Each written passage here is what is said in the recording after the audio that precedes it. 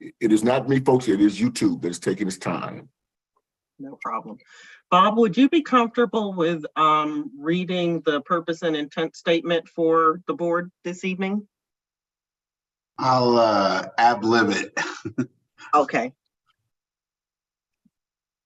Ladies and gentlemen, we are in fact up, and you may in fact start the meeting.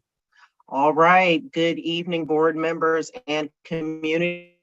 It is 6:03 p.m. At this time, I call to order the January meeting of the Citizens Advisory Board for Police and Community Relations. I am your chair, Samantha Jenkins. I'm here this evening continuing to represent District 4. At this time, our vice chair will speak to us about the purpose of the community relations on the board. Welcome, everybody, and Happy New Year.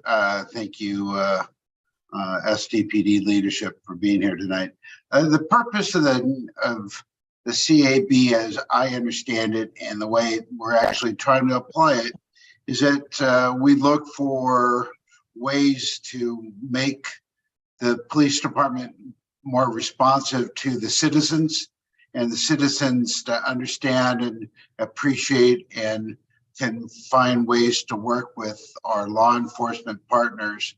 And our role is to advise the mayor and the city council and the police chief as to recommendations that would further our mission of providing information, finding common ground, finding solutions to new problems, long-standing problems, and then also hear from the community and try to articulate those issues to the police department so that it's better understood, have perhaps put some of the issues in context for law enforcement to be better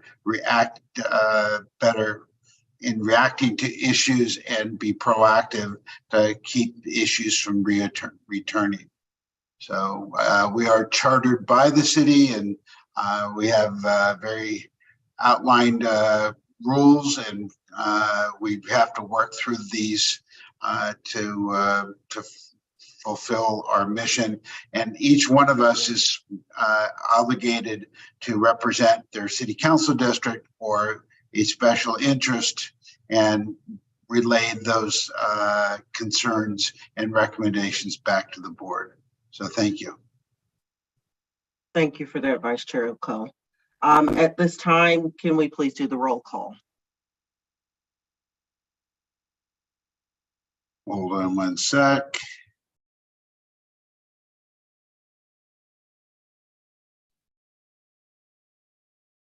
Rabbi Metzer. Present. David Burton. Present. Chair Jenkins. Present. I am here. Kathleen Fisher. Here. Ellis Clay. Flores Mellows. Here. Pastor Hodges. Here. Polly Dong. Present. Oh, okay. There you are. Thank you, Polly, for answering my text earlier. And Norma Sandoval. Here. We have 1, 2, 3, 4, 5, 6, 7, 8, 9 present, 1 missing. We have quorum. All right, thank you. At this time, I will take a motion from the floor regarding approval of past minutes. So moved. The November minutes haven't been typed up yet. Oh. That's on me. So, and we did not meet in December, so we have to do November next month. All right, moving on then, thank you. I like the Zoom better so I can type it as we talk. Otherwise, it's handwritten and it takes a while. Sorry. No problem. Okay, we'll address that next month then. Moving on to non-agenda public comment. There is no non-agenda public comment at this time, Madam Chair. All right, thank you. We will now invite our police department partners to present their monthly report. Hey, good evening. And Chief McGrath couldn't make it tonight, so I'm filling in for him. So I'm just going to start with staffing. And we'll always know staffing's challenging. Right now, we sit at 1839. Just to let you know, we just had an academy, or allocated academy in January that 27 that hit the field. January 11th. Our next academy, the 132nd Academy, graduates on February 17th. There's 32 in that academy. Just understand they still have to do 4 months of phase training before they hit the field. And then the 133rd, which is our junior academy, doesn't graduate till May 24th. We have 37 in that academy. And then our next academy starts in March 6th. So when we look at other staffing issues across the department, we're still trying to meet staffing levels and stuff. And as we have officers allocated at the command, we're definitely, our focus is calls for service, trying to get the officers out there in the community. It's been, from the beginning of the year, it's been kind of a violent beginning of the year. We've had, I think, between estimated 8 or 9 homicides to this date. And I think roughly last year, I think we were like under 5, or I think 2 to 3, I want to say right now. I don't have those exact numbers in front of me, but we started out violent with a lot of shootings. We've had 2 officer involved shootings. One on the 17th was a Tuesday. It was a traffic stop in the Logan area. And at the end of the traffic stop, the suspect produced a firearm, and officers returned fire. And that was one of the officers involved shooting. Then we had another one on the 20th, was a Friday. At about 11:30, where we were responding to a call of a altercation in a pharmacy where the suspect had committed a homicide. That led us to the suspect's address, and there the suspect produced a shotgun, and we had another officer involved shooting. So with the new officer involved protocol, officer shooting protocol, the sheriff's handles our officer involved shooting investigations, so they're handling that. And so, that's kind of showing how violent it's been the first part of this year. Some of the things that we're dealing with are some of the events coming up. We have the Farmers golf tournament this week, starting Wednesday through Saturday. That's something that we have to staff at Torrey Pines. A lot of the golfers from around the world are coming, so that's a big event for San Diego that we are staffing. Another thing, I'll talk a little bit about IACP, which is something coming up through at the end of the year. More to come on that. That's a big convention that we have here in San Diego. It's going to be sometime in October. One thing that we did, if you're not aware, that we had a Riverside Sheriff deputy killed in the line of duty about a week ago. We attended his funeral on Saturday. He was actually a San Diego police officer about 2 years before he went to Riverside Sheriff. So, all the command staff and a lot of officers from our department attended the funeral on Saturday up in Riverside. I think it was, we left from Marietta, and then it was in Rancho Cucamonga. So, those are just some of the things that we've been kind of dealing with at the beginning of the year from December. Then to go back, because I know we haven't met in a while. So we have promotions in December. We promoted 2 lieutenants, 25 sergeants, 25 detectives, and 2 PO3s. So we have promotions, and we allocated those promotions in the field in January, the first part of January. So just to kind of catch you guys up from December, because I know we didn't meet that month. And so I will let Captain Jeff Jordan talk about SB 2 and SB 16, so you guys can get some legislation updates from him as far as what we're doing with both of those. Thank you, sir. And before we get to the legislative updates, I noted that Mr. Ilko has his hands up. Mr. Ilko, did you have a question for Chief Sharle before I begin? Yes, when the executive director and the chair and I met with Chief Neslate, we talked about trying to have a community meeting in Logan, and that was the location that the chief wanted to have. With the shooting, is it the right time and the right place to have that community dialogue probably in February and March? Yeah, I think, you know, because I was in that meeting, Bob, so I know the chief is still, you know, wanting to do that. I know he said he was available, so I haven't talked to him since, you know, I mean, he's aware of the shooting, he's aware of the officer involved shooting and stuff, so I think he's still available to do that. Thank you. Okay. Seeing no other hands, You see my hand, do we hands her? Captain Jordan. It's there. It's kind Okay. of dark, but you can see it. Oh, I didn't see your hand raised. Luke got to use a little emoji hand, but did you have a question, sir? Yes, sir. I do, as it relates to the event that Bob just now spoke of. Again, this is for board member Mellows, who is in the 8th district there as well. Just to let everyone know that we did, in fact, as the vice chair mentioned, did in fact meet with Chief Charlo and another chief as well, Chief Underwood. I think also that you may have been there for a portion or in and out doing something, Captain Jordan. But the chief did in fact agree to host that meeting there in the 8th district. And so we have to just follow up with Chief to find out when is going to be the best time. And then of course, also Ms. Mellows, we wanted you to be a part of that discussion because that is in fact your district. And so one of the things up under new leadership of both Samantha and also Bob is the fact that we want to make sure that we incorporate the board member for those specific districts that we will in fact be going into as we move forward. And so that is just want to make sure that you are aware that we did in fact have that conversation, Ms. Mellows. Let me clarify something really quick. Hey, I just want to clarify something. I might have got the dates on the officer involved shootings.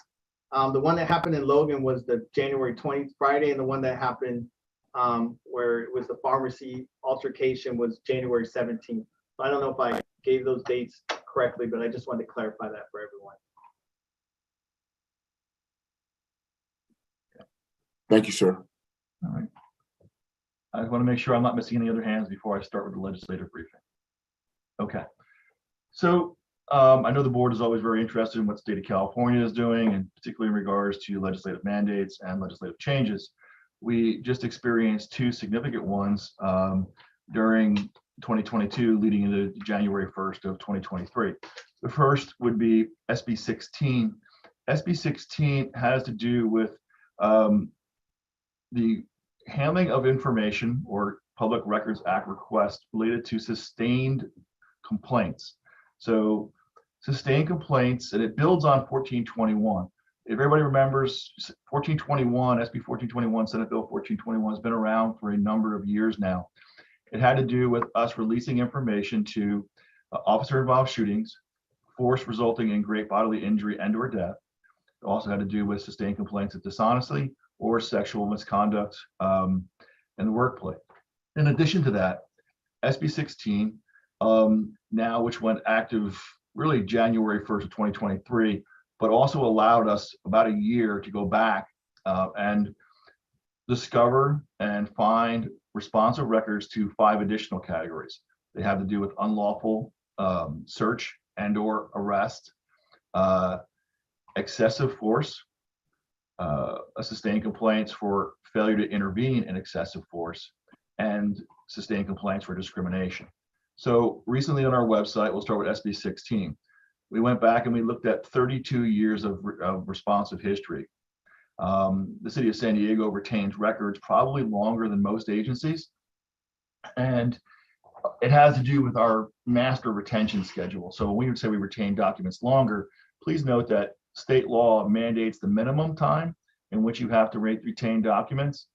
But then the city of San Diego, through its own ordinance, has a master retention schedule, which requires us to sustain or to keep documents longer than state law at this time.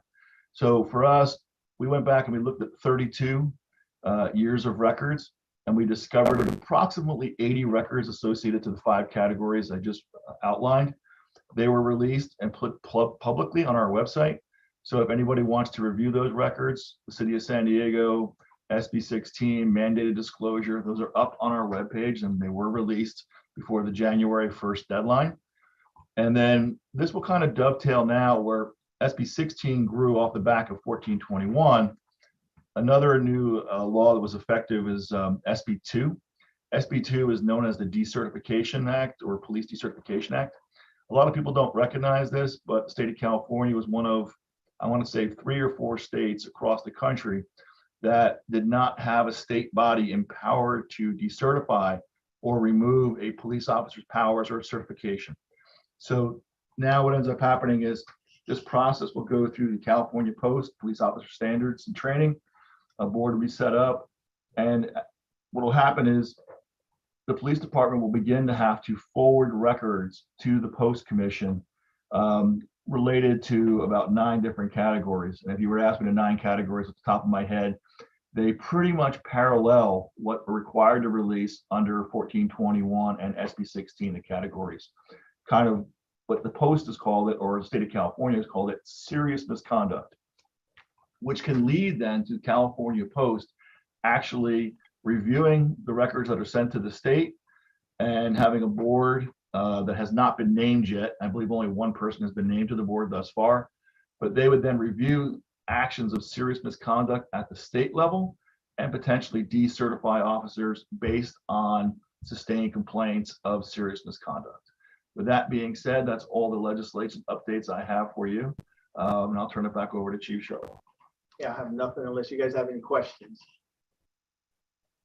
Ms. I Jenkins. do have a question regarding the item that Captain Jordan was just reporting on pertaining to SB 2. You were talking about the new state mandate would require that officers would go before Post for potential removal in response to sustained complaints. Is that the correct interpretation? Am I understanding? Yeah, that it's sustained correctly? complaints for serious misconduct is the actual interpretation. They have listed 9 categories, we kind of refer to them in the police department now and law enforcement, kind of the 9 deadly sins, for lack of a better definition. But they are 9 defined kind of misconducts that can lead to decertification. So what happens is the way the law is written, Ms. Jenkins, is it requires us to do a 3-year look back to just look and see what has happened in the last 3 years as kind of just the beginning of sending documents up. So we are going to have to go back and look at anything that would fall into the categories of serious misconduct and forward them up to the California Post for review. So that's the beginning of it. Then as allegations of serious misconduct come in, and there's many, many different elements, it's going to affect internal affairs, backgrounds and recruiting, operational support.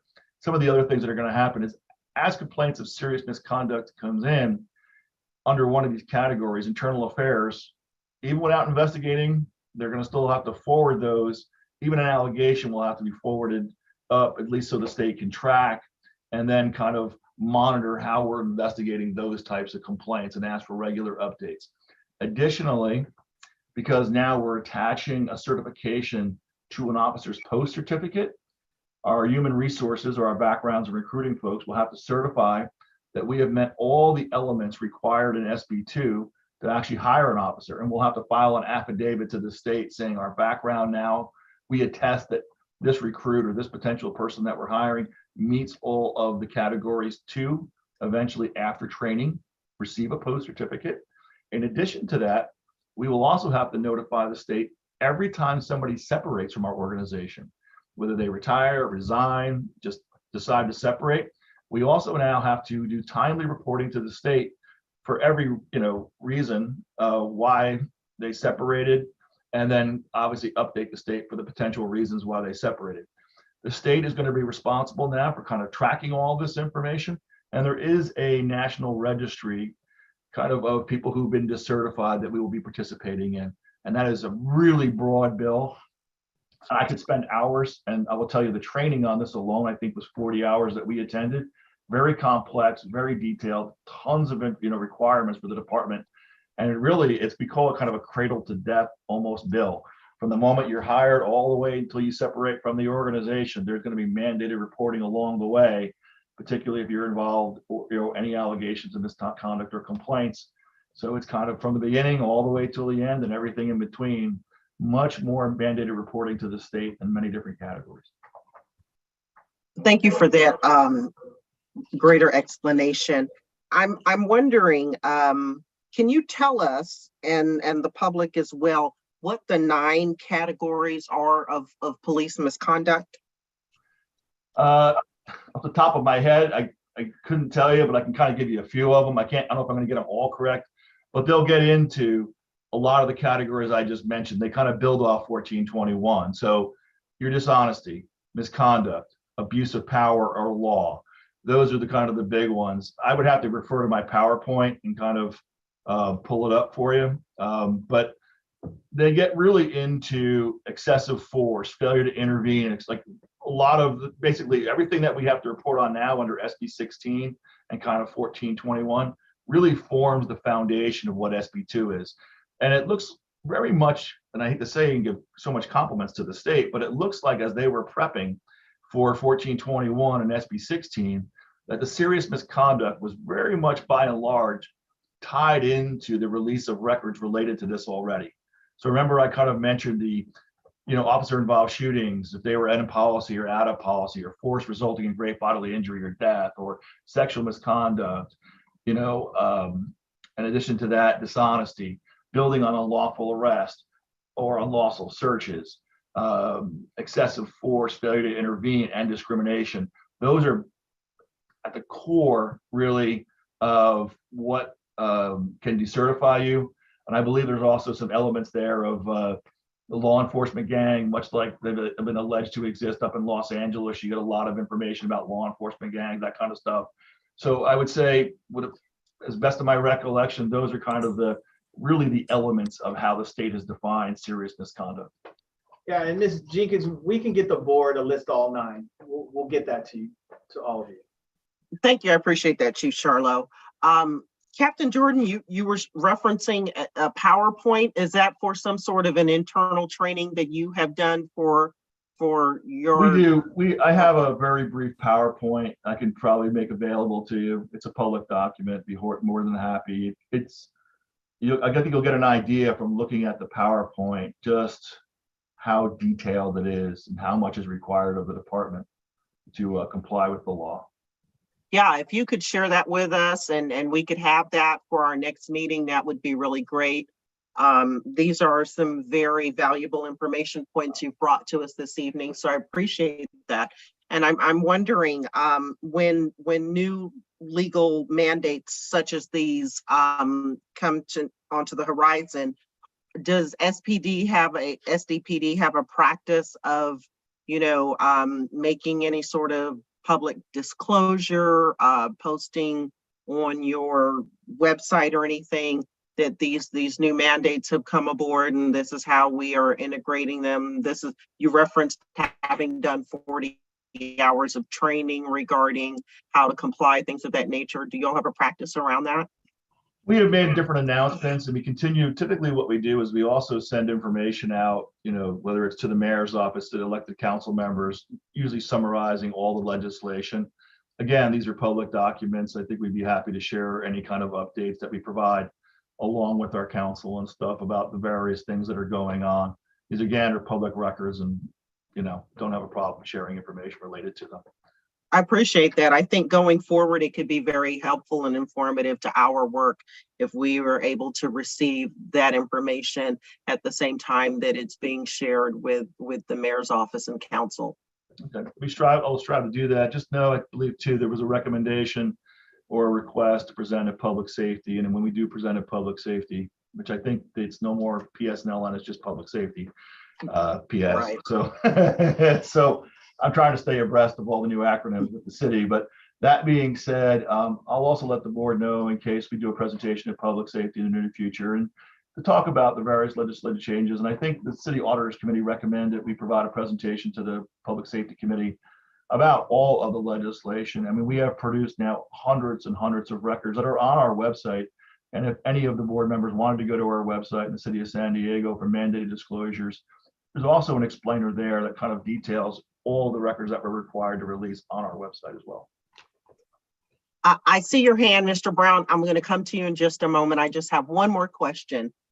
Speaking of your public facing website and your databases that you were just referring to, do you all ever create videos for the community on how they can use that as a resource to access information? I know that there are a handful of members in the community who are very aware of things like, public information requests and what the databases hold and such. But for, the masses, most folks don't know about those things. And I'm just wondering if that's Sure. a service you all provide. Not necessarily a video, but there is, if you were to go on our website and just say Public Records Act request, it would bring you to a complete page and it would explain how to access or request documents. So typically we have that kind of Q&A on our website. So people can go on there and ask, hey, how do I file a Public Records Act request? And it'll kind of walk you through how that's done and obviously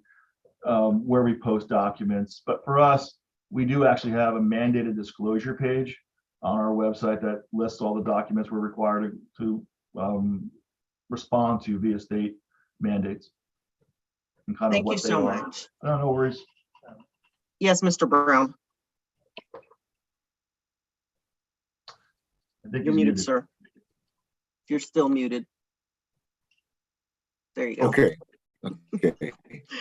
Yes, ma'am. And everyone, I'm going back to Chief's statement as it relates to either Captain Jordan's statement about who is on the board and who will oversee this process.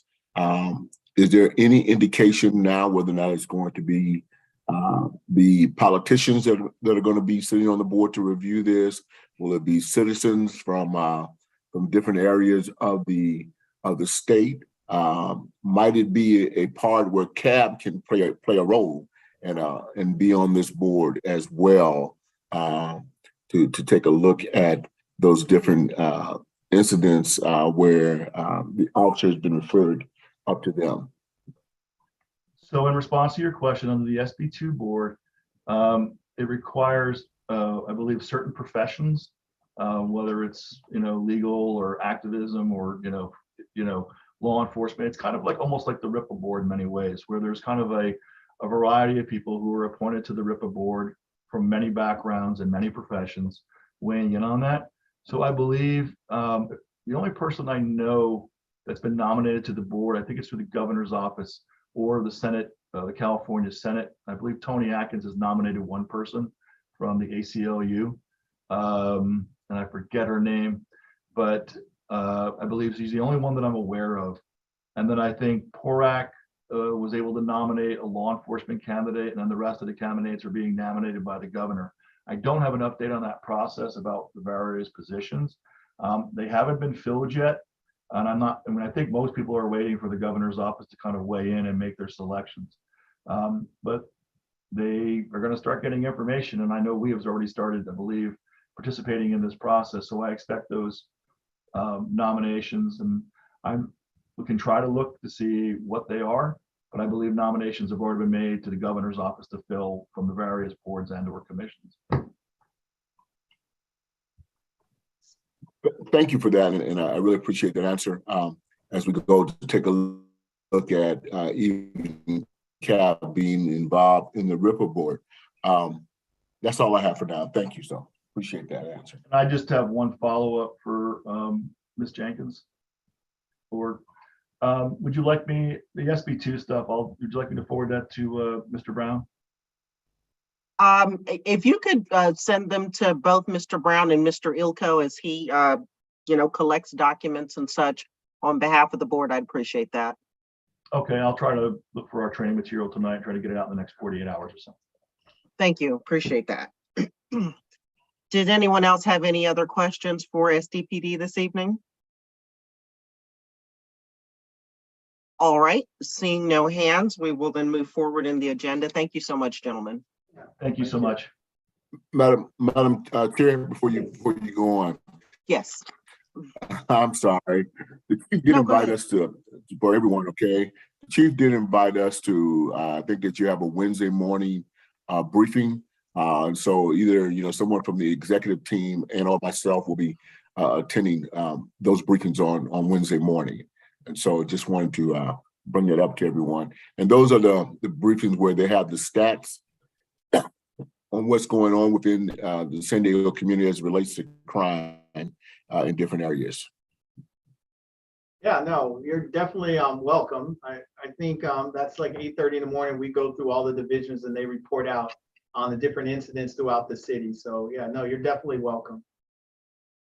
Yeah, thank you for bringing that up, Mr. Brown. I was definitely going to present that as part of my chair's report. But yeah, hopefully we'll be able to get to a point where we can have a rotating schedule of board members who might be able to attend at various times, not accounting for every week, but from time to time. Okay, thank you. Moving forward. So I really wanted to take the opportunity this evening to focus our meeting on being somewhat of a kind of a planning and strategy session, because we know that last year we really struggled to find the time where everyone could participate in a planning retreat. So if I could share screen, I want to, do I have that capacity, Gerald? Give me a second and I will give you that capacity, madam. Okay, thank you. Okay, give me a second.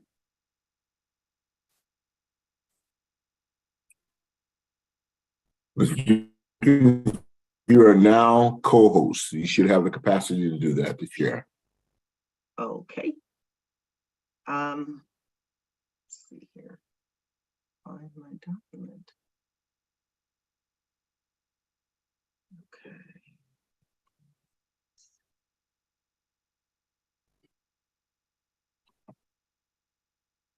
All right. Is everyone able to see my screen? Yes, ma'am. All right. So team, the executive team has had, I'm sorry, was there someone who said they couldn't see it? Yeah, this is Norma. Can you possibly make it bigger? You see Okay. how there's margins on the side, just to the, I think it's Control or Command Plus, so you can make it, there you go. Thank you. No problem.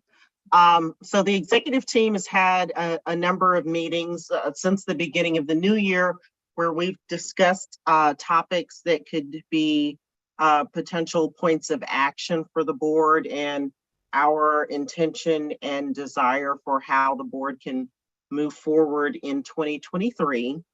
And we've talked about some different items. And as you heard, we had the opportunity to meet with the chief last week. And so I wanted to take the opportunity for this evening to be a collaborative conversation that starts with some of the ideas that we're putting forward, but that definitely incorporates the voice of all members around topics that they think could be important for us as board members and also the community as well. So what you want to see here, the first thing that I've got on our list is, inviting the divisional community relations officers to each month's meeting. We talked, I think, during our last couple of meetings around doing more work to re-engage the community and strengthen the relationship. And we want to do that in a number of ways through the work of board members / commissioners, but also through engagement with PD.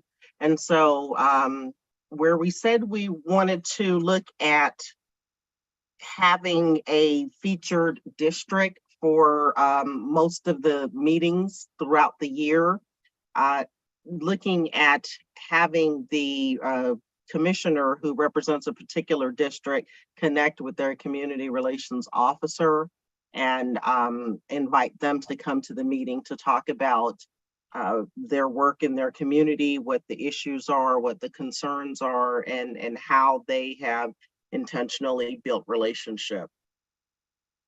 and that leads me to wonder how many of us have an existing relationship with our community service officers at this, or community relations officers at this time.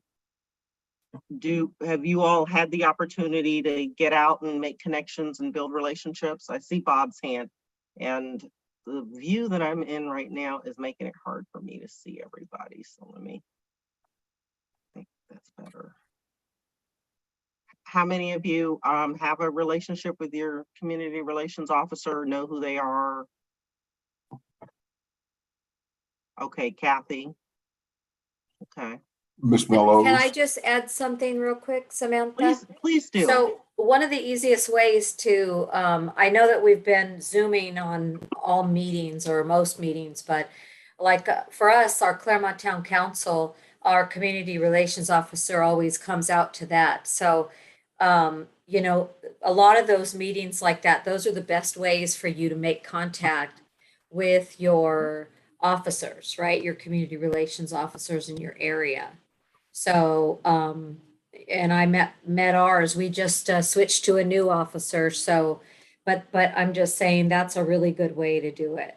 Real easy way to get to know your officer, and they always take the time to get to know you and talk to you. So, Yeah, So- absolutely. Thank you for sharing that, Kathy. I know that's how I've built relationship with my community relations officer as well. They come to our planning group meetings and things of that nature, and they're always there with us. So that is a good place if you're involved in other kind of municipal entities like that in your community. Did anyone else have any thoughts or comments on that? Okay. Something else that we've talked about is having an annual meeting with our council members, our council representatives, to kind of get a sense about what their initiatives are regarding public safety in their district.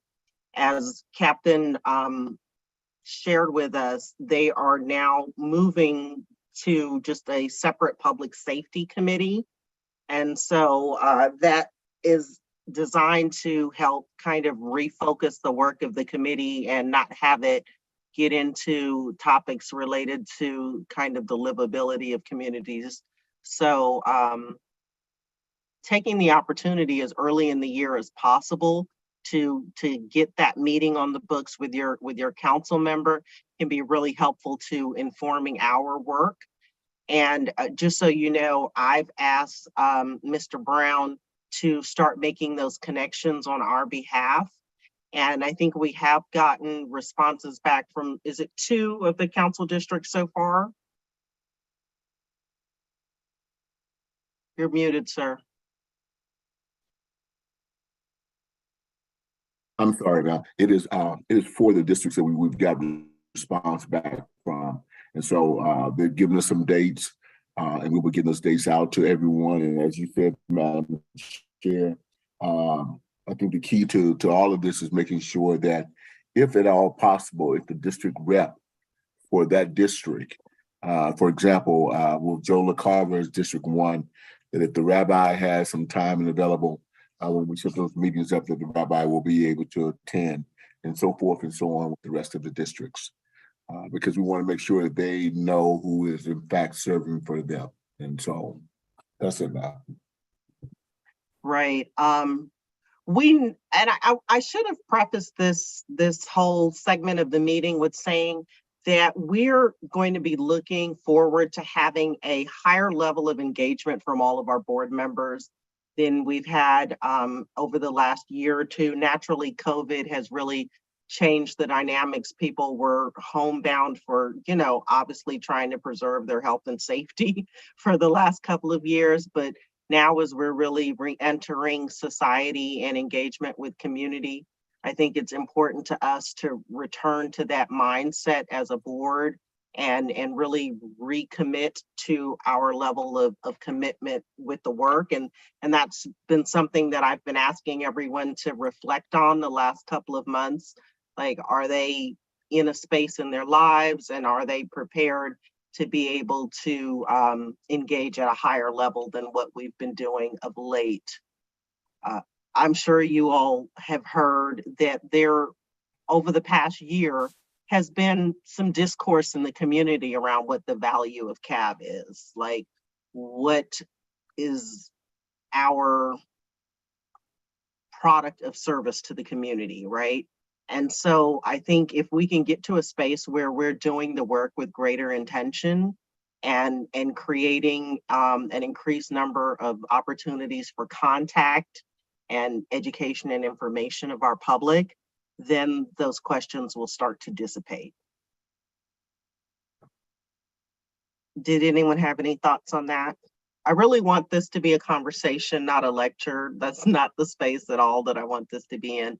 So please feel free to engage. It would be very helpful. Can you hear me? Yes, sir. Yes, so I completely agree with that. As a matter of fact, while you were talking, I was looking into the community planning group that is in my community specifically, and then figuring out how to reach out to Councilmember Campillo's office for that very purpose moving forward. So, this is all kind of new to me as far as the maneuvering through all of this. And so it's kind of like a steep learning curve, but I definitely want to get involved in being more active in that role. So I'm with you on that. Thank you so much for sharing that, Mr. Clay. I'm going to come to you in just a moment, Mr. Brown. I just want to respond to Mr. Clay while it's fresh in my memory. I appreciate that. And I think what Mr. Brown is probably going to tell you is that we have made contact with your council member. And so we will definitely share with you what those opportunities to meet are on their schedule. And I understand what you're saying about the learning curve aspect of being new to the board and trying to figure out what your opportunities for engagement are and how you can connect and serve.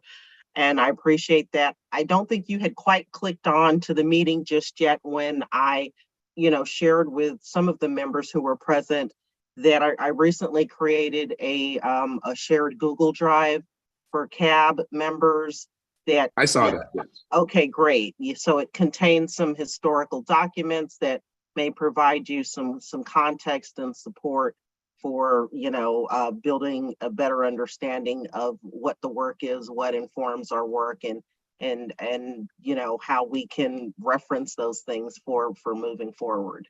Awesome. Thank you. Quite welcome. Please, Mr. Brown.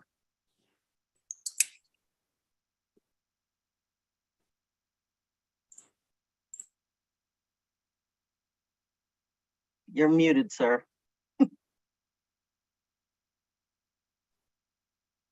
No, I was saying, Madam Chair, that you've already given the answer. Okay, and so we have heard from District 7 and Mr. Campillo, and we're looking forward to sitting down. We have some dates and time with him. One of the things that I want us to be cautious of is that in using Google Drive, we cannot use that as a substitute for a meeting to make decisions about this. We have to be very careful. But we have to be very careful on how we do this, okay?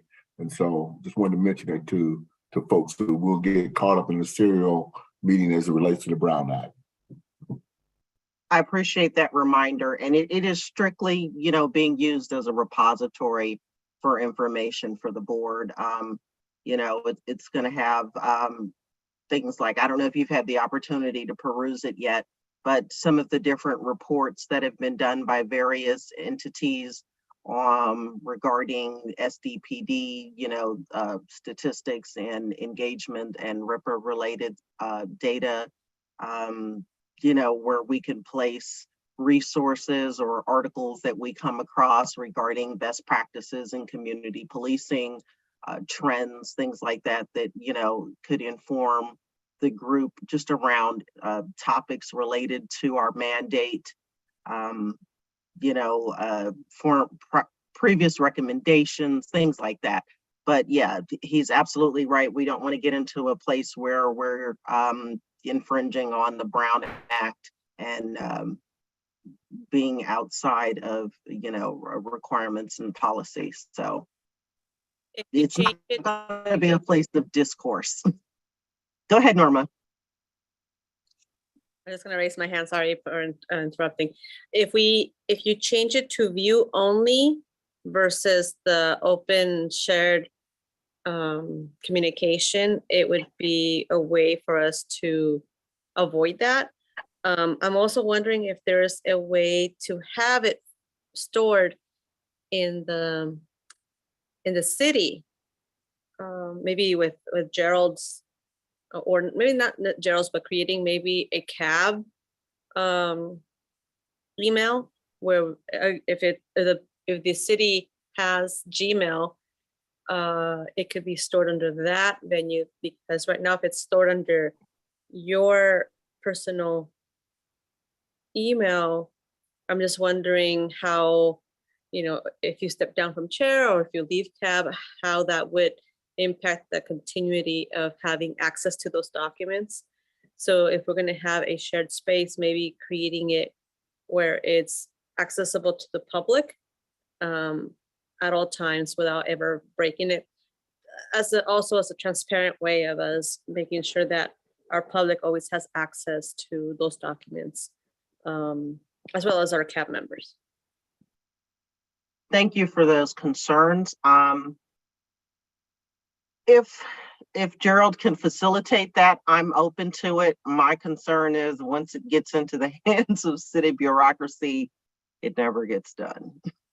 But by all means, executive director, please executively direct. Well, what I will do, Madam Chair, is to make sure, okay, my job, one of my jobs I see is to take care of the board members to make sure that we are playing in a safe space. And so I'm going to get with our city attorney's office and make sure, again, when we start talking about documents and making documents available, we have to make documents available for PRAs. And so if somebody wants to request a document that we've used or while having this meeting or something else, so let me check with city attorney, the one that assists us is Joan Dawson, and also with Director Warren Darby to make sure that we are following that. I don't think there is going to be too much problem with the Google Drive. I have used the Google Drive on the document that I was working on, so it serves a great purpose. And then the city also has drives, likewise, that we can put information in and have access to.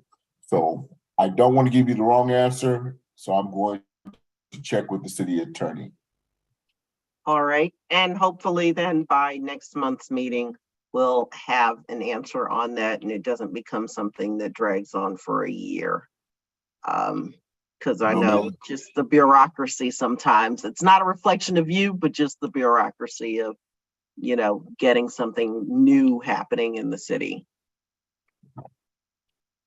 But thank you for those points and concerns, Norma. Please, Kathy. So back to your point of getting together with our representatives.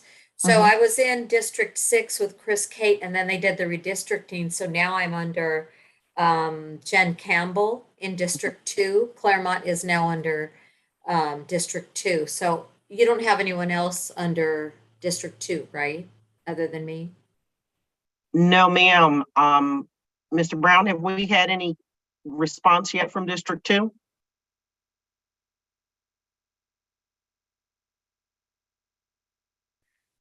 You're muted as always, Gerald.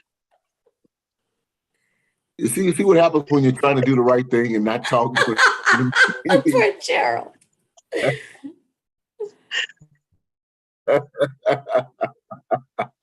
One in District 2, for sure. Yes, under Jen Campbell, but I'm trying to get hold of her representative. So, because she's on our on our Claremont Town Council board.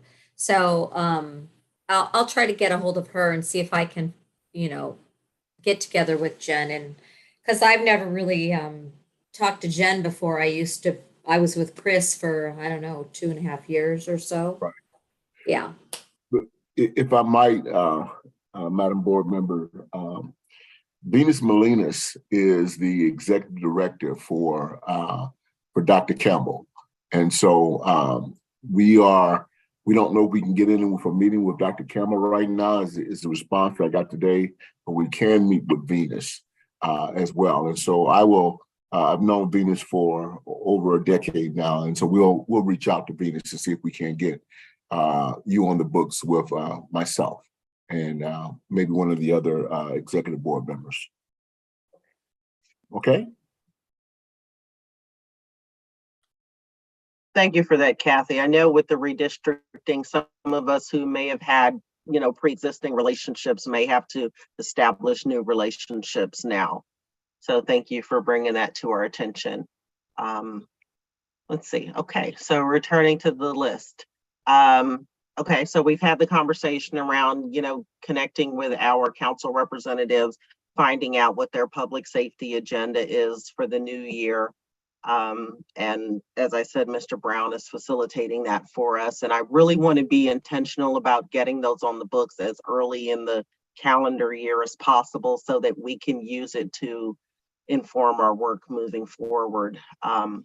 Something else we had the opportunity to discuss with the chief when we met last week was facilitating our ability to build relationship with divisional leadership at SDPD, and he spoke very highly of wanting to support that and believing that it would have great value for both our work in the community. And we know that, leadership shifts and changes. I know that in Southeastern Division near my community, there have been shifts recently. And so, that's something else that Reverend Brown is going to be working to support us in coordinating those meetings with, captains, sergeants, lieutenants within those divisions. But I also want to say that on your end as board members, what you can do is find out when the Captain's Advisory Group meetings are that happen within your division or your community, and make an effort to attend those sporadically, because it becomes another opportunity for us to collect information that we can then come back to the community and report on. This is really about raising the public profile of CAB and collecting information that builds upon a relationship on not only with community, but one with the police department. And the chief was excited about that possibility. So, yeah, we talked at the latter part of last year, actually probably starting in summer, around looking at co-hosting with either some existing community groups or organizations, or facilitating our own, some sort of annual event in each district that brings us together with other entities and the community and the police department in a fun community-based event. And so I know Mr. Brown had said that he always thought that summertime was a good time to do those kinds of things because that's when they had historically been done in some different districts. So now would be maybe a good time to start looking at how you could plan something like that, or find out if there are, like I said, community groups that are already doing some sort of a, community gathering day, and maybe co-hosting with them or connecting with them to figure out how CAB can have a presence and, raise the profile in the community. I see Rabbi Metzler's hand. Did you have a comment or question, please? Yes, thank you, Madam Chair. I just want to make sure that I heard you correctly, that was a recommendation to reach out to the division captains, the PD captains who are relevant or within our district to build that relationship. Absolutely. And as opposed to I know that Reverend Brown is working on the council member meetings. Those are different, but just to go ahead and not wait, but to start building that. You don't have to wait to start doing that in your role as a commissioner, as a board member. You would be well within your scope to make that contact and just say, hey, I'd love to meet. I'd love to talk to you about You know, maybe what are the crime trends and stats for our community? What are the concerns that you're hearing from our community? How are you directing the work of your community relations officer? What support can we offer you? You know, things like that. So obviously you can, you know, decide on what the agenda of your conversation should be based on the existing relationships you already have within your community and what you hear might be concerns that you would want to bring to their attention as well. But you can definitely attempt to, you know, or initiate that dialogue on your own. Do you agree with that, Mr. Brown?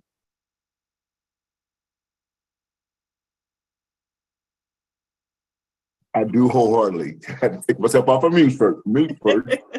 But Okay. yes, I do wholeheartedly, and that is in keeping, the chair and I, the vice chair talk, that is in keeping with the mission of CAB, so that we don't become reactive, but we respond, and we already know the individuals that are there in the chain of command with STPD. I think they'll be helpful for all of us as we go out to try to understand what's going on in our community better.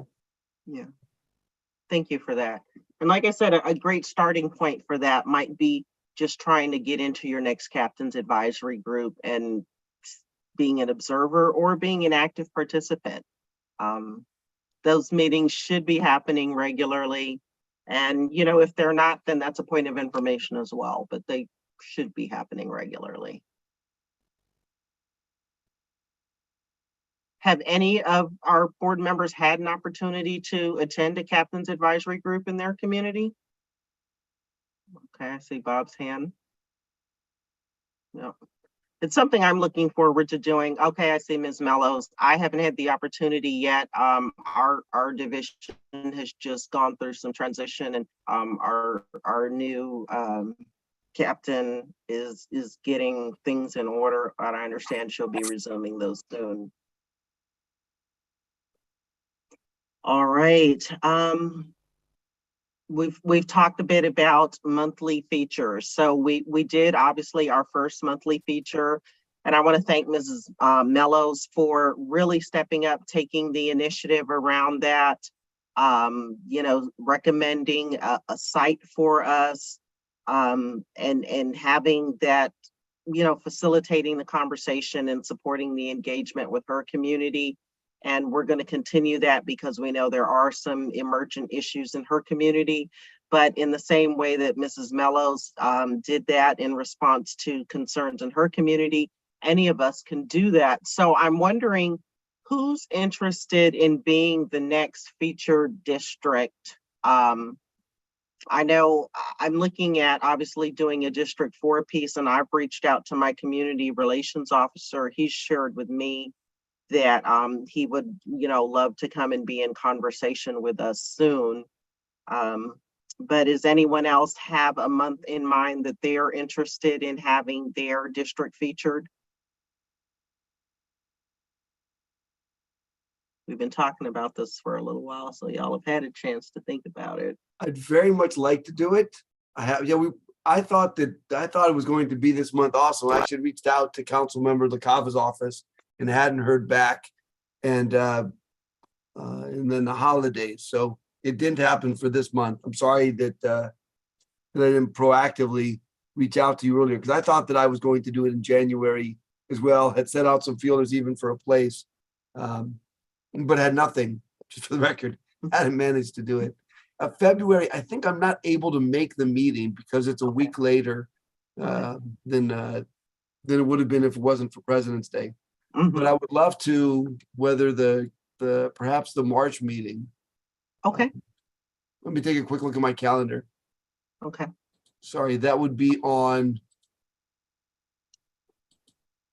Is it March 20th would be the date?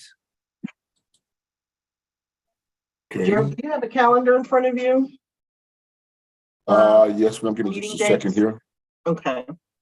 Let me. Okay.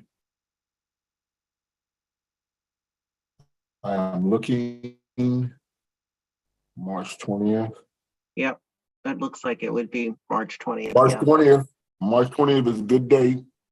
So and again, especially since we're supposed to be meeting with Councilmember LaCava in the beginning of February, so we'll have a chance to get him on board.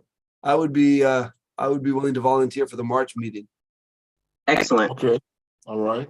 And if there's a place, Rabbi, that you need, any city place that's there, other than law enforcement, we have access to, okay? And may even have access to law enforcement in your community to meet as CAB. And so you just let me know and I will reach out to the city folks there and make the reservations for where you'd like to go. Wonderful. So we'll talk more about this offline. Thank you Yes, so sir. much for that. Just So I was, oops. go ahead, Mr. Clay. Oh, so I was gonna say, I very much would like to do the same thing. And like I said, I'm gonna, admit to my novice status here in terms of like getting all of this stuff together. I will probably not be at the meeting in April because I'll be traveling, but I do want to do this. So I'm going to tentatively say that I would like to do May. Okay. District 7 for May. Okay. That would be the 15th, I believe. Okay. All right. And since you've already reached out to Mr. Campillo's office, I'm sure we'll be getting some dates for getting together with him, his office pretty soon, so we can start getting that rolling. And I can start reaching out to some of the other community planning groups in my area. In like Navajo is one that I'm resident in, and then some of the other ones in District 7, I'll have to reach out to and build those relationships with, and that'll give me time to do that.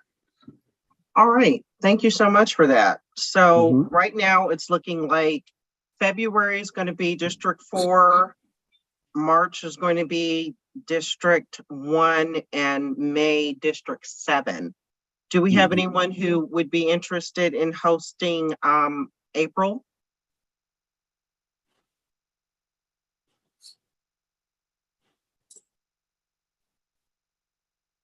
All right. Well, I don't know about April, but I'll do June for sure. Okay. District 3 for June.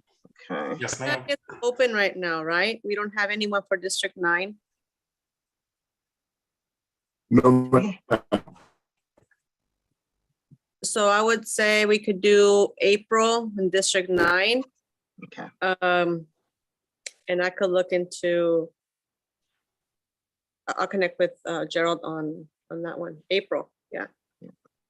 And everyone, just remember, the sooner you identify your preferred location for the meeting and you get that information to Gerald, he can lock in that reservation so that we know we've got it in place. Because sometimes with libraries and rec centers and things, they may secure, have those slots secured in advance. So the sooner you can communicate that to him, the better. All right, anyone else? We just recently did District 8. So what do we have left? Do we have a rep for District 5? Who's 5? That's Bob. Mm-hmm. Do you have a month you might be interested in hosting, Bob? We're pretty open. Tell me what works for you. Would you like July? 4th of July in Scripps Ranch is pretty dark. I won't get anybody to, well, it's the end of the month. Yeah, we can do July. Yeah, it would be July 17th. Yes. Okay. Bob, when you have the parade? There in Scripps Ranch. We have the parade, we have a bike race, we have a fun run. The Old Pros, which I'm a member of, has the largest beer garden in the county for the fun runs. We have 4,500 people going crazy on the 4th of July. So the planning group shut down, everything shuts down July. All right, Okay. okay. And who's our District 6 rep? I can't see everyone on my screen. Do we have a rep for District 6? Was Kathleen, I believe. Well, I take a was look here if I District can guess. 6 until the redistricting. So now I'm supposed to be under District 2 with Jen Campbell. Who? Do you want me to represent both? Well, No, that I would be can't. double the work for you. So Part one. of Scripps Ranch is in District 6. And Mr. Kent has a new field rep who's coming to our monthly meetings. We'll have to get with Sheldon and find a time that I can get Mayor Mesa Town Council to probably host. Okay. Okay.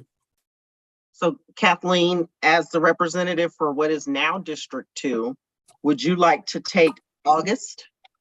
I can tentatively take August, but I haven't spoken to Jen and her representative yet to kind of figure out if that works for them too. You know, I'd like to kind of be able to cooperate that with them too. So, but Sure. I'll take it for now. August, I'll write that down. Okay.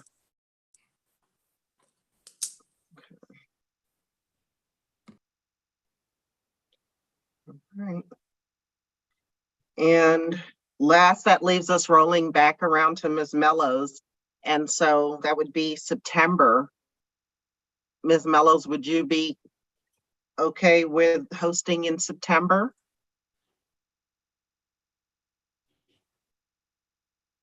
Ms. Mellows, if you're speaking, you're muted. Yes, I can do September. Okay. What date would that be? Or we don't have the dates yet? That would be The third week of September. September 18th. September 18th.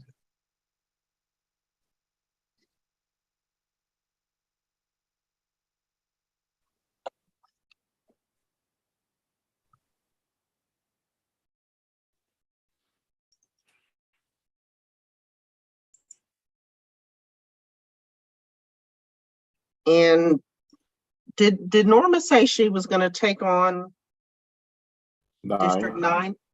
She's doing District 9? Yes, ma'am. I do believe so. Yes. I think it's April 17th. Yep. Okay. And Samantha, Okay. just to make sure, mine's August 15th, right? For District 2. Kathy. Let me go back here. I believe so.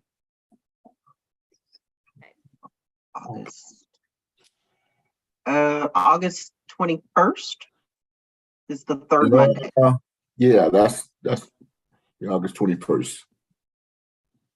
I'm going to try to schedule probation and the one in Scripps Ranch District 5 at the same time.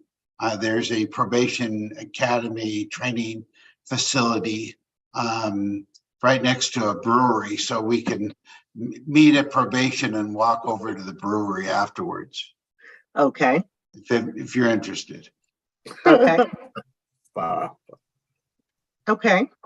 So that leaves us with October and November, and that also leaves us with Mr. Hodges. Do you have a particular month that you would like to host, October or November? And you can pick whatever district you want to host it in.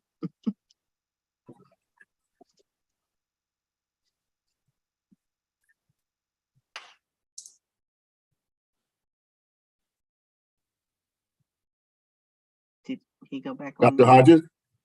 Yeah, I'm looking. It will be October 23rd, right? If that's the third Monday. No, that's the fourth Monday. So it'll be October 16th. Yes, sir. Yep.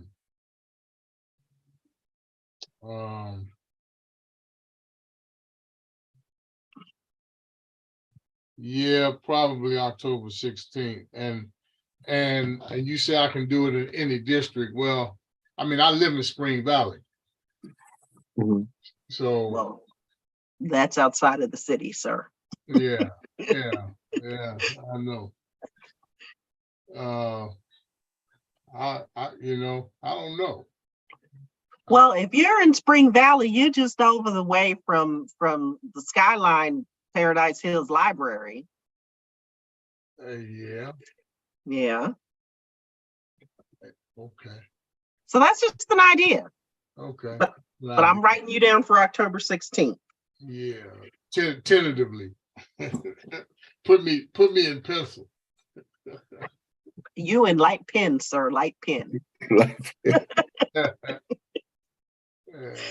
And Polly, would you like to take on November?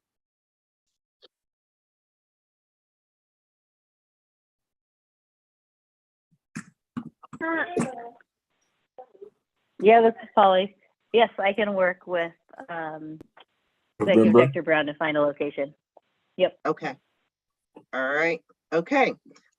So that covers us for the year. That's great. So that means we'll have a district feature and we'll have all of the, accoutrement of the district that we bring in for that particular month. So if there are community partners, your police department reps and, your community groups like your planning groups and town councils and friends and neighbors. So we look forward to everyone really doing their part on that behalf to really return us to the community. As Mr. Brown stated, I see your hand. I will come to you in just a moment, sir. Thank you. That this is our last month that we are able to have a virtual meeting. The city council has directed us to go in person moving forward. We can do hybrid, but that's only so that community members can observe the meetings. All commissioners have to be present in person going forward. So obviously you can let us know if you've got a conflict or emergency, that arises, but going forward, the expectation is all commissioners will be in person. All right. Just one moment, Kathy. Okay. Gerald had his hand up first. Thank you for sharing that with everyone, Madam Chair.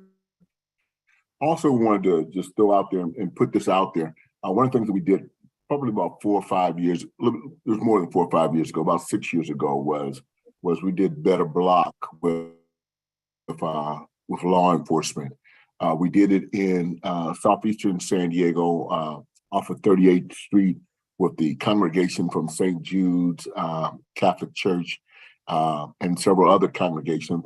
Then we also did it as well in the Webster area.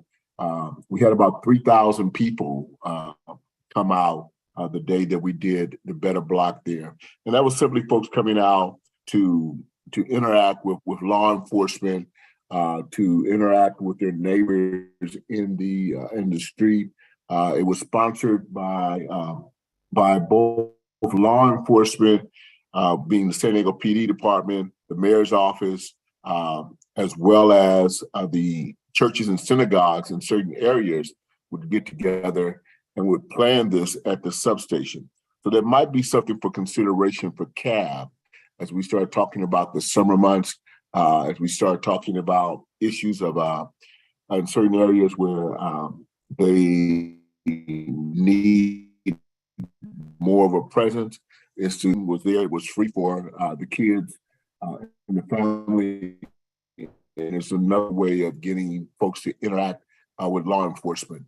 We might even want to think about having some of law enforcement's, different demonstration things that they have out there for that date. So I just want to put that out for consideration. If not this year, then the following year after that, I'll bring the entire community together and having a celebration of sorts. Thank you for that. Kathy, you had your hand up? Yeah, I was just curious, how many open positions? I looked on the website, but it's clearly not up to date. So I was just wondering how many positions do we still have that are vacant? Because we're gonna make these physical meetings, right? I'm just wondering how close we are. We have District 2. We have District 9, Human Well, Kathy's now Relations. District 2, Bob. Yeah, well, okay. I need, yeah, so District 6 then, District 9, Human Relations, the POA, and then probation. So we have 5 open seats. And the POA was waiting for City Council to approve Sergeant Wilson. Okay.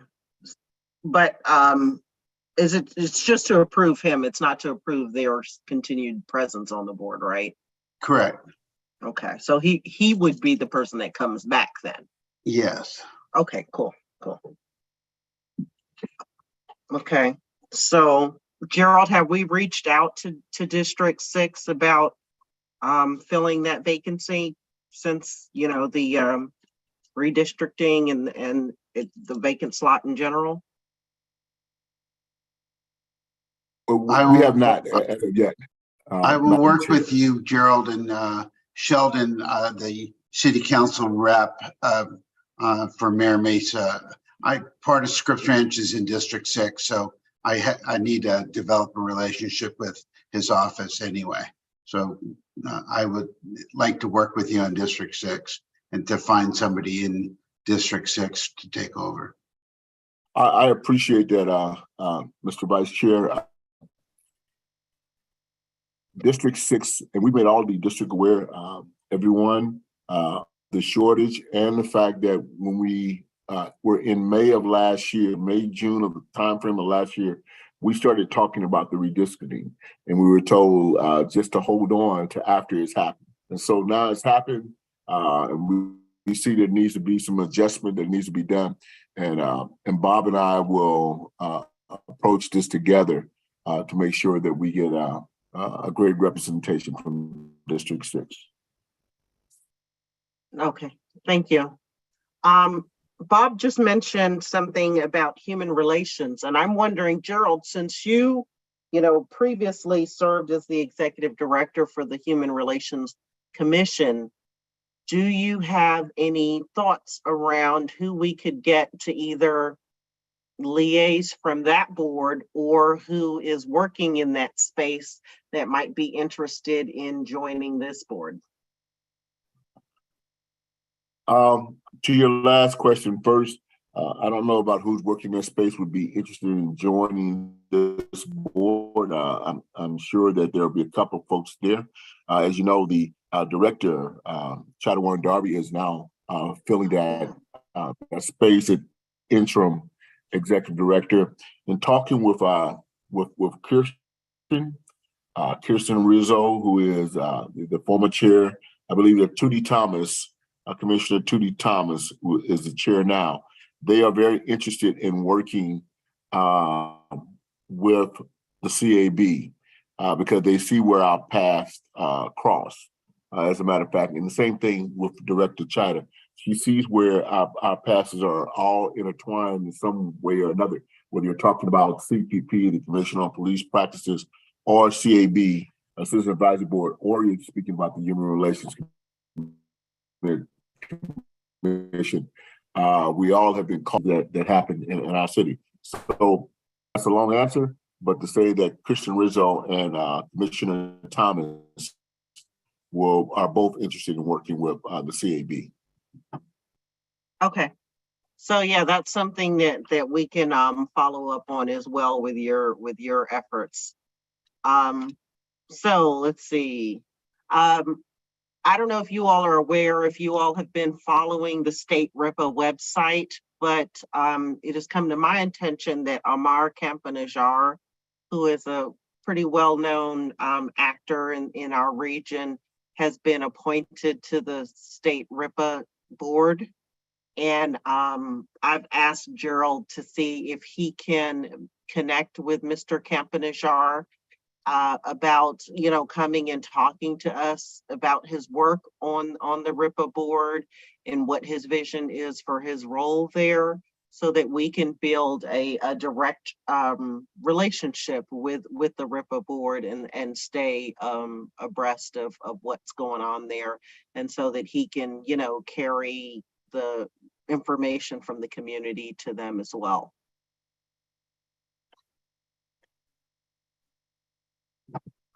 Mr. Brown, have you been able to make any moves in that effect? We have called, ma'am, but we haven't received any callbacks. So if someone knows Mr. Capodello better than better than I do, please, I will reach out to some folks that I know that he knows in order to get him here. And we also had a discussion, Madam Chair, as it relates to RIPA being our standing board, and we might be served well, or the community of San Diego might be served well if someone from CAB was in fact on this state board. So just wanted to bring that back to your remembrance. Norma, I see your hand. I want to come to you in just a moment. I just want to ask a question of Mr. Brown about something he just said. Sure. Do you know if there's a procedure for appointment to the RIPA board, and can you collect that information for us? Let us know what that looks like. Do you need to be nominated? Like, what's the process around that? I don't have an answer to your question. Captain Jordan might know better than me, but what I will do is I will endeavor to find out how a person ends up on being nominated for the RIPA board, because in the past we've had two people out of San Diego that have been on that board. One was a lawyer, Doug Odom, and the other one was from the Alliance San Diego when the board first started out. And so I will find out, Madam Chair, if someone else doesn't know, I will find out that information and get it back over to everyone. Okay, thank you. Norma? I'm going to ask that because I remember Andrea Guerrero was from Alliance San Diego, but she was also an attorney. Has she stepped down from RIPA? Do you know, Gerald? I don't know. To my knowledge, Ms. Jenkins, Ms. Guerrero is still on the board.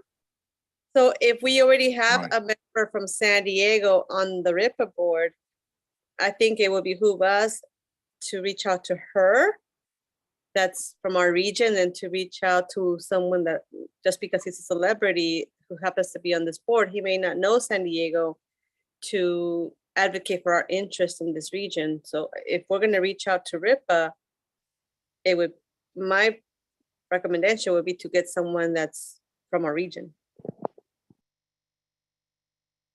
That is a valuable point. Amar Campanajar is from our region. I don't know that I consider him a celebrity, but yeah, he is something of a known entity. But I agree with you. Do you have a relationship with Ms. Guerrero? I do not, but I Okay. know we have common friends. Okay. The Well, RIPA maybe if, I do. The RIPA board is appointed by the Attorney General, okay. Thank you for that, Bob. and nominations are online. Thank you. Yeah, Gerald, you were saying? No, I have a relationship with Miss Guerrero. We worked together for a period of time, about a year or so, and so I know her. And I will ask. I know Doug Odom was the other person that was on the board. I don't think that Doug is there. I think that's the place where Amaro took. And so my thoughts were simply this: is that as we keep RIPA as a standing committee, that we should in fact be kept up to date with what they're doing. I think in the last 2 or 3 years we've lost a step as it relates to RIPA, but we can get it back because in my mind, I don't see exactly what Ripper's done thus far. And so this could be something that the board could take a look at. Absolutely. Thank you. So if you could add that to your ever-growing to-do list on our behalf, can you please reach out to Ms. Guerrero and ask her if she would, join us to talk about the work of RIPA and what her role is as a representative of San Diego on that board and what their deliverables have looked like of late? I will. All right. Wow. Bob, did you want to say something? Oh, no, I was talking, the Attorney General's office is the one that handles the RIPA appointments. And Andrea is still on the website. But Doug Odom is not. Okay. All right. Thank you for that. All right. So moving on, because it's getting late. So we've already talked about increasing our engagement.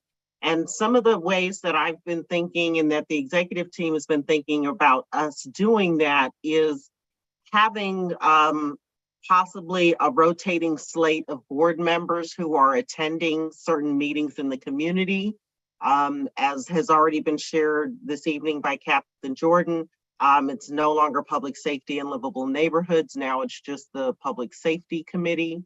If we could get kind of a rotating slate of members who are able to attend those meetings, I think that could be really helpful for our work and just, keeping on, the committee members aware that, we're attending, we're paying attention, and we're keeping up with what the emergent issues are at council level around public safety matters.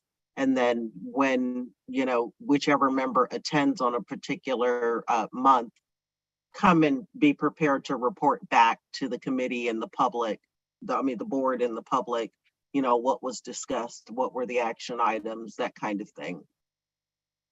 What is the schedule for that meeting? The public safety meeting? Gerald, do you know off the top of your head? I do not. Okay. Is that something I can just find on the site? Yes, you can. Yes. If you go to the council page, there's like a committees and meetings page, I think, or tab or something, where you can look at a calendar. Captain Jordan, did you have something you wanted to say? Public safety meetings typically are every other Wednesday or as the agenda permits. And just as you said, Ms. Jenkins, it is on their website. They try to set up their agenda, pretty far in advance. And I believe the board members just released their, highest priority list, which was posted last week. And that's pretty interesting to review what the 4 members of that board are interested in pursuing, and really sets the agenda for the year. Thank you for that. Appreciate that. Put the link in the chat, by the way. I think that's what that is. All right. Thank you, Mr. Clay. So, yeah, if everyone could look at it, I don't want to make it anyone's burden to be like, oh, this is your responsibility now as a board member, and they have to figure out how to fit it into their life every month. But if we could just get like a rotating thing where, I don't know if we've already passed the most recent meeting that would, be for the month of January, but if someone can say, I'll step up and go to the February meeting, and then be prepared to come back and report on it, that would be really great. And then we could move on a month-to-month assignment of that role.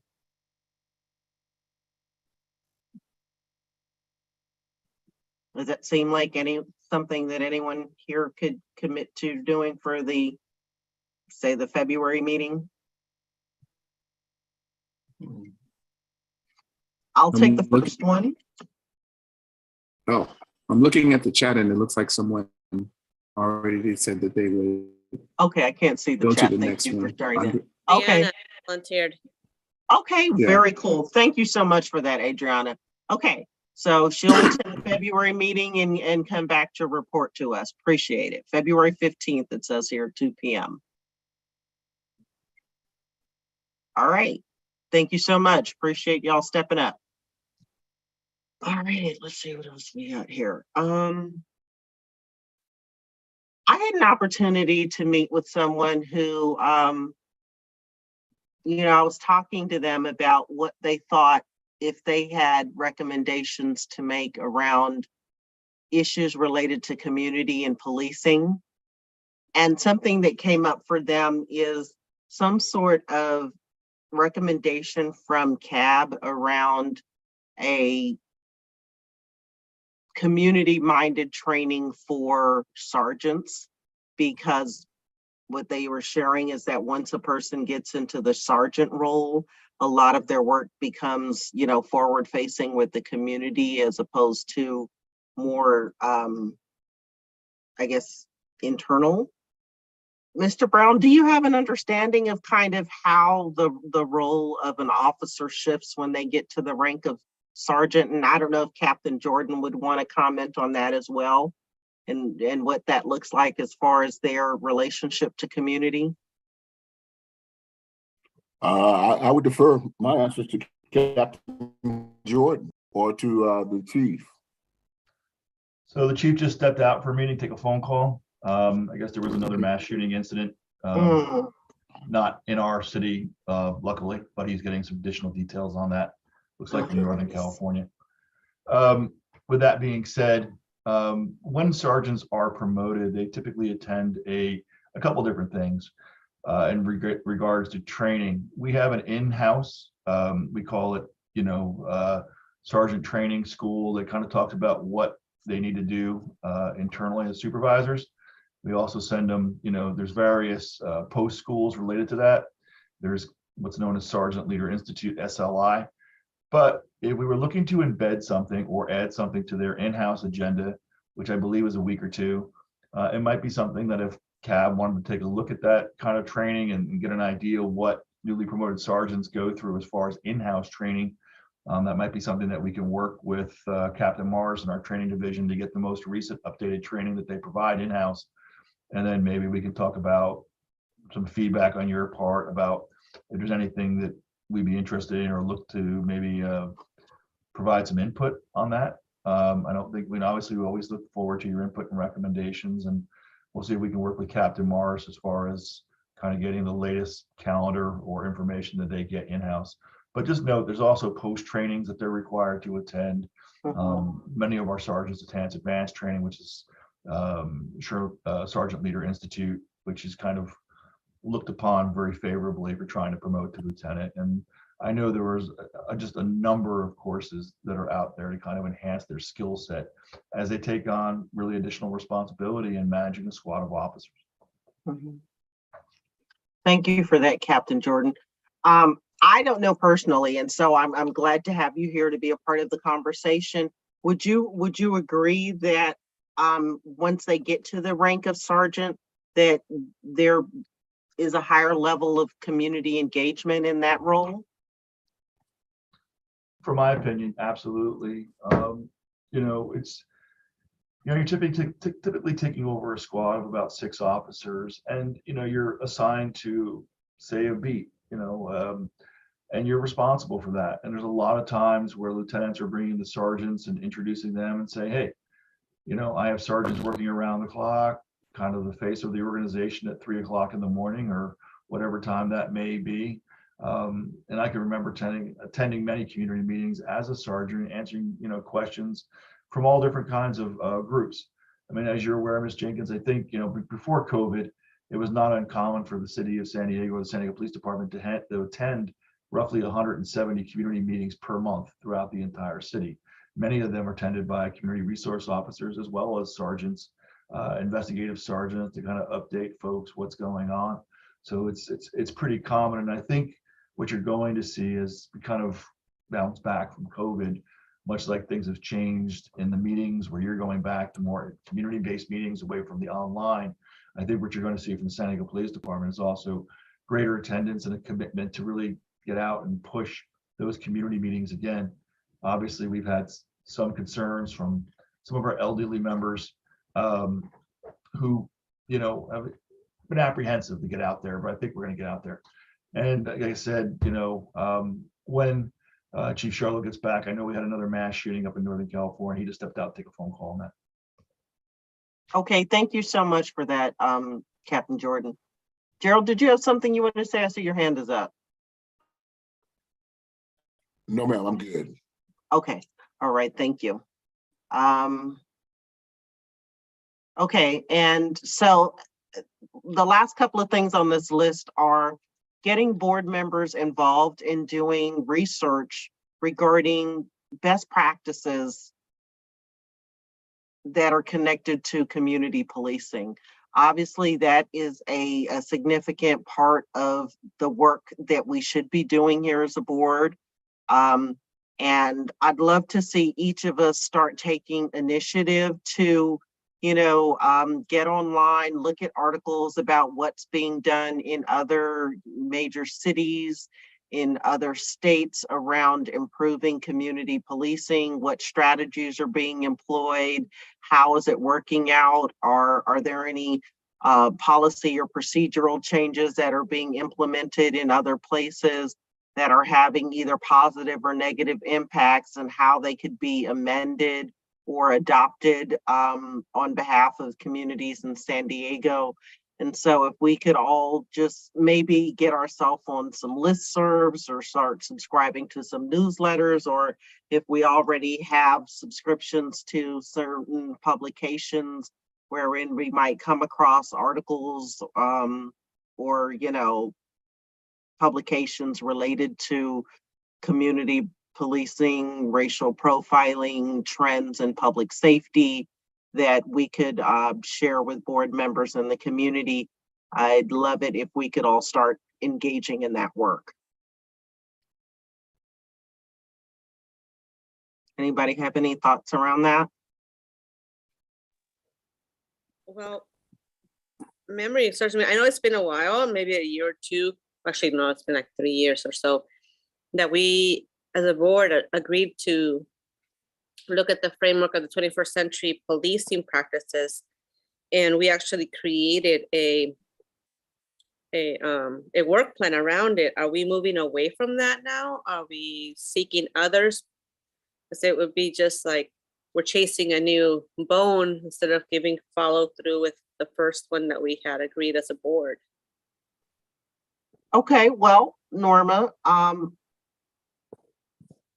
if you would like to refresh our memory. And it should be in all the paperwork that we have on all the documentation. It was actually part of the document, that the recommendations that we presented to the city and the police department. So I guess we should, in my opinion, we should be giving follow-up to that, since it's been work that we have completed based on national organizations that feel that these are best practices that have been efficient. Unless there's a new set that I'm unaware of, this has been the last that I have known about. Okay, well, would you be willing to lead a discussion point for next month's meeting on that work plan item regarding 21st century policing, so that newer members that could, honestly, I'm sorry? I cannot commit to that, honestly. I right now I'm working, I'm short staffed, so I cannot commit to that at this point. But it is a document that we created. It should be on the website of the CAB's city link. And I believe it's on there too, isn't it, Gerald? The 21st century best practices. Last time I checked, it was, unless it was removed. So it's still on there. It was on there.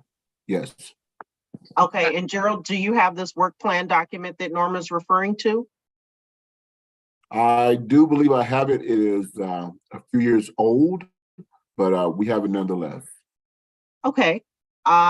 Could you make sure that Bob gets access to that so that he can distribute it to members ahead of next month's meeting? So maybe we can revisit it, determine if we want to return to the work that was laid out in that plan, or if we want to chart a new course with the new members that we've got. Bob should have it. Don't you Okay. have it, Bob? I remember that I think weren't you the secretary then also? You know what I'm talking about, right, Bob?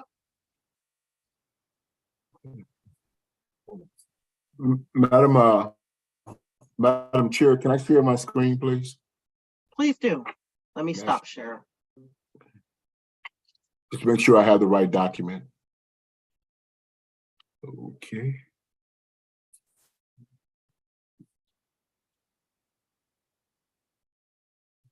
Is this the work plan that you were speaking of, Board Member Sandoval? Are you there? Yeah, I'm here. I'm looking at it. Yes, Looks it like is. the one that's But on the very- website. The pillars that were based on we would create different pillars and different adjunct meetings to take on these various topics. And we based it on the 21st century best practices in police and community relations. Okay. Okay. Well, thank you for bringing this to our attention, Norma. It looks like this document is from 2017. And as I said, we've got a number of new members.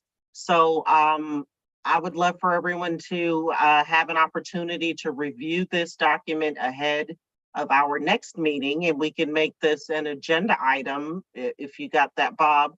And we can look at discussing whether or not we want to kind of pick up this mantle again or start in a new place where we are identifying with some of the interests and motivations of the new body. Does that sound good for everyone? Does anyone have any thoughts on that? What I was gonna say, I could help with the presentation and give it a past history on it, but I would have to have someone else support it. If you want to work with me on that, we can do that. Okay, let me think about that. Mr. Clay, it looked like you wanted to say something. No, I was just giving a thumbs up. Okay. All right. Norma, we can talk about that. But yeah, I would love for you to take on as much of that as you possibly can. I could do as much as I know that we did, and I could provide the historical component of it. Okay. Yeah, because I don't even think I was on the board in 2017. I wasn't here yet. So yeah, your historical context, I think, could be critical to the conversation. Pastor Hodges, you were on the board at that time as well, correct? Yeah, I was. So, I mean, whatever Norma, I can co-sign or whatever, you know. Okay, would you like to partner with Norma on kind of hosting this agenda item for next month? I don't mind. Okay, excellent. I mean, yeah, you know, I got a lot of things going too, but I'll work with what I can. Okay, so Bob, if you can put Norma and Pastor Hodges on the agenda for next month to discuss the 2017 work plan. It's in the minutes. Thank you so much. Norma, Okay. Norma, you have my number? I don't believe I do, but I'm gonna reiterate that I'm only gonna give the historical context. I think we should share the document so all board members are able to read it ahead of time. Right. and- Actually, that's what really needs to be done. All you gotta do is read it. All you do is read it for yourself. Yes, And then we can discuss whatever questions they have. right. And we It really don't, it's really no big deal. Right. So it's a document that there was a continuation meeting that we did. And we had ad hoc meetings where we broke down the various pillars of it. And we decided how we were gonna address it. And if I remember correctly, Polly was also at the time with us. Correct me if I'm wrong, Polly? Yeah, Polly was there. I think And Kathy too. Bob definitely was, and I think Kathy Yeah, was there too, because I recall that we had Right. those meetings over with Phil in, in La Jolla. it wasn't the whole, it's over by Arrow Drive or something. Right. And we discussed that these were like the various practices on community and police relations, and how we wanted to make those 33 recommendations that we did were based on the 21st century practices. Right. So basically, all that needs to be done is a copy sent to everybody. Everybody review it, and if you have some questions, then we can discuss what we did. Correct. Yeah. All right, folks, sounds like a plan. Bob's going to make sure that everyone gets that. So I'm going to ask that everyone please review the document as has been stated and come prepared to have conversation around it and to either take a new direction or reaffirm our commitment to that prior work plan. So that's for next month. And possibly, if I may add, to also share the 33 recommendations also with the response from SDPD, because I know we also had a lot of those conversations where they gave us feedback on the areas that could be implemented, the ones that we recommended and were already being implemented by SDPD. So those ones as well, the ones that we received because SDPD put in a lot of work, and I want to be able to recognize that and not have to bring the same topics over again that have been already addressed. Well, I believe those two documents that you're referring to are in the shared drive that everyone has been granted access to. So as far as the recommendations, and I think SDPD response, I believe is in that drive already. But just in case, Bob, if we could include those two documents in the set of board materials for next month. Thank you. All right, we are really winding down on time. The last thing I want to do is just quickly share my chair report, and then we will look to wrapping it up for this month. I really want to thank everyone for engaging in the conversation, committing to some of the action for the coming year, and really taking some leadership on the work that we're going to be doing to raise our profile in the community. So I want to say that I know this has been a long meeting, but it's been a work meeting, and I think it's something we've needed for a while. So I want to thank everyone right now for the level of engagement we've had this evening. Thank you. All right, I'm going to share screen real quick here. All right, so just want to inform everyone that these are upcoming meetings for the RIPA board. There's going to be a stop data subcommittee meeting on the 26th at 3 p.m. Naturally, you can go to their website to find the links for these meetings. And then there is a RIPA board meeting for March 15th. We talked already a bit about the recent meeting with the chair. This just documents some of the kind of highlight moments of that meeting. We didn't get to it this evening, but would like to talk about something that we've talked about within the executive team, and that is the creation of something of a job description for CAB board members, so that existing members can have a greater understanding of the kind of the scope of their role, and some activities that we would like them to take on in that capacity, as well as future members. Naturally, this is going to be in full alignment with the municipal code and the charter for our board. And so these are kind of some of the items related to that.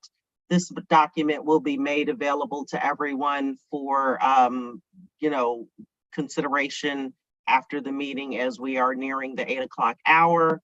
And if we could potentially have it on the agenda for next month for possible ratification and discussion ahead of ratification, that would be great. You got that, Bob? Thank you. All right, we talked about meetings with board members. I believe Gerald has already reached out to everyone about setting that up, an opportunity for the executive team to meet with each board member individually, just so that we can get a vision of what you want to bring as individuals to the work of the board, get an understanding of what your level of availability and commitment is going to be going forward. I would hope by now everyone has had an opportunity to renew their applications and get those in. We've reported for the last couple of months that many of those renewals are past due. So I hope that everyone has had an opportunity to get that in and submit it on the website, and also bring it to the attention of their council district so that they just know to expect it coming down the pipeline for their approval. We've talked about the fact that, letting you all know, I am trying to be very intentional of having weekly meetings now with our executive director so that we are kind of moving action items forward.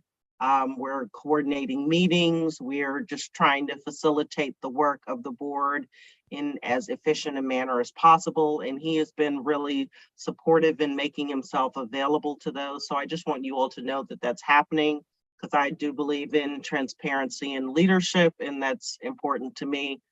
Should you all have any questions or concerns, please feel free to contact me or Mr. Brown to bring them to our attention or for an opportunity to discuss. He can always coordinate a triangulated meeting or anything of that nature. And the executive team, just so you know, meets 2 weeks ahead of the general meeting so that we can prep the agenda, talk about any emergent issues that have come into our awareness related to public safety or particular incidents in the community. So just wanted you to know that. And I've already stated that the city is now mandated that we return to in-person meetings. So that is the conclusion of my report. And as I said, this will be made available to you in your packet of board materials for review and approval for next month. Awesome. All right. Does anyone else have any closing questions, comments, concerns, remarks? Okay. All right, then. Yes. Did somebody say Now I'll something? put my hand back up again. I just want to reiterate to the board. That when we send out these notices and messages for meetings, if you would in fact let me know that you're going to be here. Going forward, as Madam Chair said, everybody's got to be present for us to have a meeting. So we need that quorum that's going to be there. We are approximately 4 people short of the board being filled at this moment in time. And then we're also dealing with the issue of redistricting. So we don't know exactly how that's going to turn out. But if you received an email from me or from the chair or vice chair, please take a moment and look at it and respond if you can, or and hit me up by text or call me. That's the quickest way to get a hold of me. Okay. So thank you, Madam Chair. Mr. Clay, you wanted to say something? I was just acknowledging Mr. Brown. All right. Yeah, and in his role as executive director, Mr. Brown is the intermediary for all connection with CAB, be it from outside entities or internally. So please feel free to use him in that capacity. We appreciate his work on our behalf, and I know we look forward in the new year to continuing to work in partnership with him. So please remember that, you can bring anything to his attention and it will get to the executive team. All right, well, seeing no hands raised. Oh, okay, go ahead, Mr. Brown. No, I'm good. I'm good. Oh, okay, your hand popped back up, so I thought you wanted to say I'm something. sorry. Okay. All right. Okay, seeing no other hands raised, then I'm gonna go ahead and call the meeting to a close at 7:57 PM. We look forward to seeing you. Remember that the February's meeting is being moved to the 20th in observation of President's Day. And we will be back to being in person on site, and we will make sure that everyone is aware of what the location is. Thank you. Well, good night, everybody. Thank you. Thank you so everybody. much. Good night, everyone.